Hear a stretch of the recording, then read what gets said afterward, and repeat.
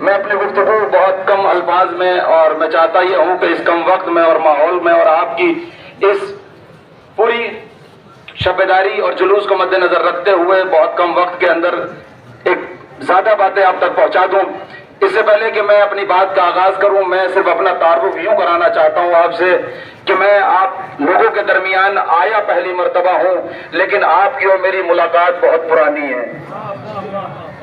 اب کچھ چہرے یہ اس بات پہ مجھے تعجب سے دیکھ رہے ہیں کہ ابھی تو مولانا نے یہ کہا کہ میں آیا پہلی مرتبہ ہوں لیکن میری اور آپ کی ملاقات بہت پرانی ہے، تو میں صرف آپ کے درمیان پہلی مرتبہ آیا ہوں، ورنہ میری اور آپ کی ملاقات اس وقت کی ہے کہ جب اللہ نے عالم ارواح میں علی کی ولایت پیش کری تھی، تو جہاں آپ نے لبیک کہا تھا وہیں میں نے بھی لبیک کہا تھا، جہاں آپ نے لبیک کہا تھا وہیں میں نے بھی لبیک کہا تھا۔ بہت جلدی سے بات کر رہا ہوں کیونکہ علم ہے سامنے اور واقعاً یہ شان ہے ہماری اور ہمارا نشان ہے اور ہماری فتح کا اعلان ہے۔ بس اسی کو مد نظر رکھتے ہوئے حالات حاضرہ اور ضرورت زندگی یہی ہے۔ قرآن مجید میں سورہ فتح میں اللہ ارشاد فرماتا ہے کہ ان الذین یبایعونک انما یبایعون اللہ، اے میرے محمد، اے میرے حبیب، اے طٰہٰ، یاسین و مزمل کی سند پانے والے، یہ لوگ جو تیری بیعت کر رہے ہیں یہ اصل میں تیری بیعت نہیں کر رہے، یہ میری بیعت کر رہے ہیں، اور ید اللہ فوق ایدیہم، اور اللہ ہی کا ہاتھ سب سے اوپر ہے۔ بھئی توجہ رکھیے گا، اللہ ہی کا ہاتھ سب سے اوپر ہے۔ یہ کب کا موقع ہے؟ یہ سورہ فتح کی آیت ہے۔ یہ وہ سورہ ہے کہ جب اللہ کے نبی نے صلح حدیبیہ کی اور قلم کے زور سے دشمن کو پچھاڑا، دشمن کو خاموش کیا، دشمن کو شرمندہ کیا، دشمن کو نیست و نابود کیا، تو اللہ نے اپنے نبی سے کہا اے میرے حبیب اپنے چاہنے والوں سے دوبارہ بیعت لو اور فلاں درخت کے پیچھے نیچے چلے جاؤ اور سب کی بیعت لو۔ بیعت کا معاملہ کیا ہوتا ہے؟ بڑی توجہ کے ساتھ 1 منٹ کی تمہید ہے اور اس کے بعد نتیجہ آپ کے سامنے ہے۔ بیعت کا معاملہ یہ ہوتا ہے کہ ایک ہاتھ نیچے ہوتا ہے، باقی سارے ہاتھ اس کے اوپر ہوتے ہیں۔ اللہ کے نبی نے اس درخت کے نیچے بیٹھے اور بیٹھنے کے بعد تمام چاہنے والوں سے کہا ایک ایک کر کے آؤ اور میری بیعت کرتے جاؤ۔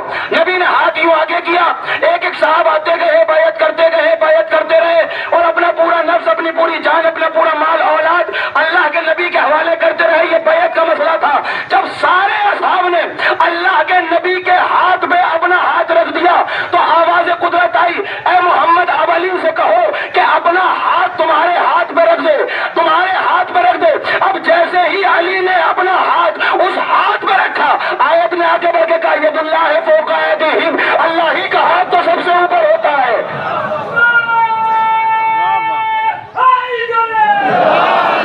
توجہ ہے آپ، ماشاءاللہ، زندہ باد، اللہ ہی کا ہاتھ تو سب سے اوپر ہے۔ دیکھیں مسئلہ یہ ہے بیعت کا۔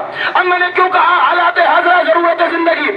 آپ علماء سے جا کے پوچھئے، رسول کی ایک حدیث ہے، رسول نے ارشاد فرمایا کہ جو شخص بھی اپنے وقت کے امام کی بیعت کیے بغیر مر جائے وہ زمانے جاہلیت پہ مرتا ہے۔ توجہ ہے، زمانے جاہلیت یعنی اسلام آنے سے پہلے کفر کی موت، کفر کی موت یعنی بیعت۔ اور میں نے بیعت کا طریقہ آپ کو بتا دیا کہ بیعت کا معاملہ یہ ہے کہ ایک ہاتھ نیچے ہو اور ہاتھ تمام اس کے اوپر ہو، اور نبی فرما رہے جو اپنے وقت کے امام کی بیعت کیے بغیر مر گیا وہ کافر مرا، زمانے جاہلیت میں مرا۔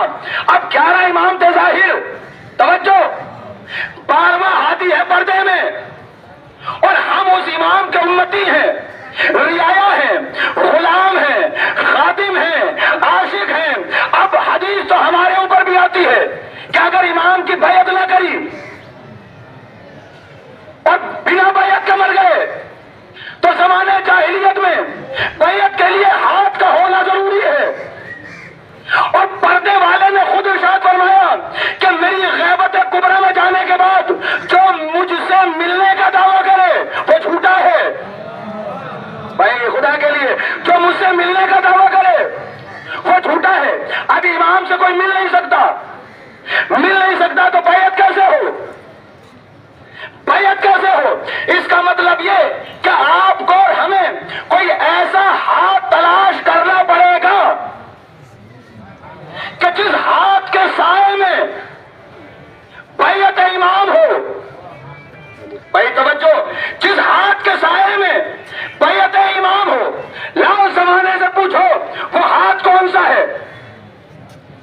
زمانے میں آپ کو کوئی ہاتھ ایسا نظر نہیں آئے گا کہ جس کے سائے میں آنے کے بعد آپ کی بیعت امام کی بیعت کہلائے.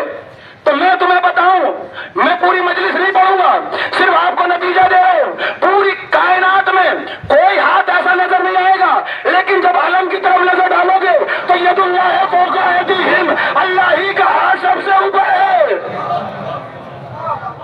اللہ ہی کا ہاتھ. اب جس کو اپنے وقت کے امام کی بیعت کرنی ہو، پرچم عباس کے سائے میں آئے، علم کو سلام کرے اور اپنے امام کی بیعت کر لے، اپنے وقت کے امام کی بیعت کر لے.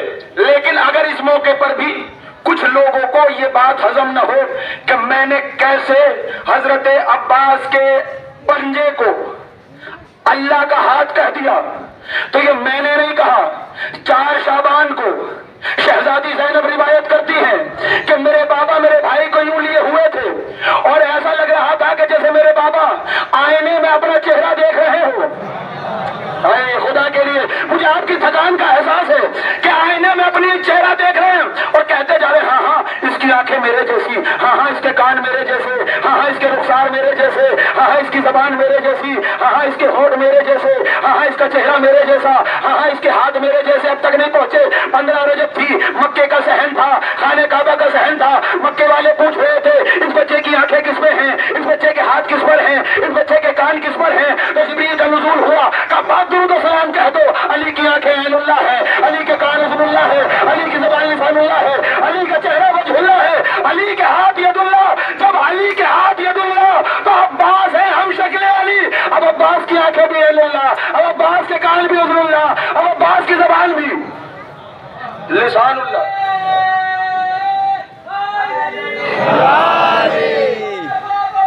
یا عباس یا عباس یا عباس یا عباس یا عباس یا عباس. مل جل کے اللہم صلی علی محمد محمد. اور کیونکہ دیکھیں مسئلہ یہ ہے، میں نے یہ بات ذکر اس لیے چھیڑا ہے یہاں پہ کیونکہ آپ کی پوری رات کی تھکان اور یہ دن کا پہر ڈھلتا ہوا مسلسل آپ کا جاگنا، اگر آپ کی اس تھکان کو کوئی دور کر سکتا ہے تو وہ ہے فضائل حضرت باب الحوائج. نہ ہم نے اپنی بات نہیں کر رہا، مولا حسین مولا علی نے فرمایا اور شہزادی زینب اس کی راویہ ہے کہ آئینے میں میرے بابا اپنا چہرہ دیکھ رہے تھے. لیکن اس 2026 کے زمانے میں کچھ ایسے لوگ کہ جن کو اپنے والد کا پتہ نہیں ہے وہ حضرت عباس کی عصمت پہ شک کرتے ہیں. جن کو اپنے والد کا پتہ نہیں ہے وہ حضرت عباس کی عصمت پہ شک کرتے ہیں.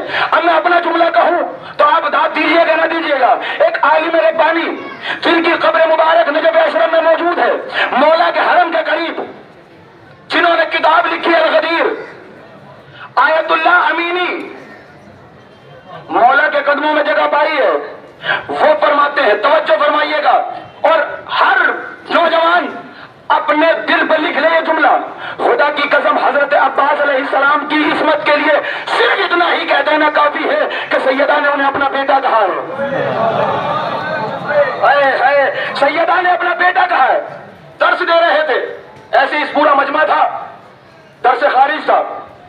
درس دیتے دیتے دیتے دیتے ایک شخص کھڑا ہوا، ایک طالب علم. اس نے کہا آغا میرا ایک سوال ہے. کہا پوچھو.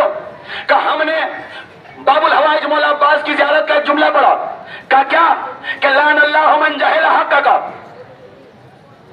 کہ جو عباس کے حق سے جاہل رہا اس پر اللہ کی لعنت ہو. بھائی خدا کے لیے بھائی مجھے احساس نہ کرائیے کہ آپ تھکے ہوئے ہیں، بس 2 4 5 منٹ آپ کی زحمت اور دوں گا. کیا